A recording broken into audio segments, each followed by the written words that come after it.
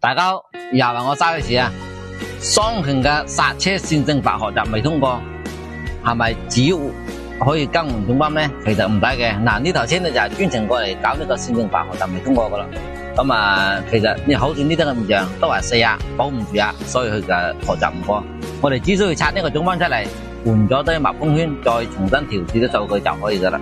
相信好多維修工聽到呢個故障都聞風喪膽，話冇得維修，只可以更換。佢報個故障碼咧就係1345同埋1368，線性法學習未通過。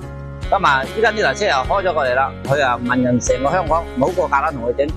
依家佢喺嗰邊主力嘅方案咧，一係成個總成更換，成個總成更換咧，如果買個全新嘅，發現去到成萬幾蚊，差唔多台車嘅價格啦。第二種方案就係買一個二手拆車嘅，就發現都要4、5千蚊。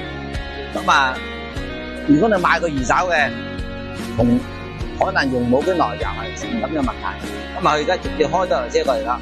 咁啊，我哋而家同佢處理嘅方案咧，就係同佢維修剎車總泵，更換入邊所磨損嘅密封圈。覺得呢個行程模擬唔識拆，其實好簡單嘅。嗱，我哋只需要慢慢壓落，呢度有一個得啦。用手慢慢壓落嚟，跟住挑呢個得。嗱，呢度啊，用嗰個係鋪佢出嚟，打。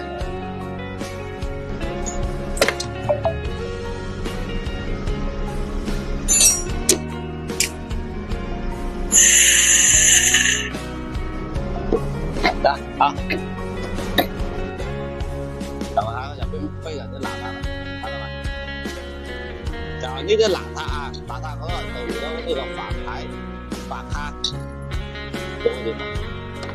我哋只需要將嗰啲拆出嚟清洗乾淨，再更換一道密封圈就可以。嗱，呢個全部附咗啦。佢之前可能喺嗰邊加多咗剎車唔靚。咁而家將呢個總泵嘅密封圈全部拆出嚟更換就可以噶啦。咁而家我哋做咗學習通過咗啦，而家着車先。嗱，全部故障燈冇晒啦，咁啊學習亦都通過咗啦。咁呢台車就已經裝好晒啦，咁啊而家故障燈就冇噶啦。嗱，咁我哋而家出去跑圈翻嚟睇下剎車效果點樣。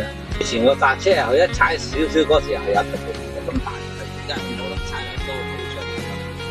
就係因為呢個風圈啊4啊一踩嗰時候，佢嗰啲剎車喺嗰度密封嗰啲風射咗就係，所以啊你哋唔好成日聽網上嗰啲吹水佬講，嗰樣又話冇得整，嗰樣又話死亡嘅，實際上我哋都賣翻嘅，賣翻我肯定講話冇得整㗎。如果佢話有得整嘅，佢嗰度泵埋變咗賣唔出㗎啦。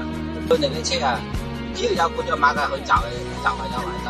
佢廠家設定呢個故障碼就係等你哋方便維修。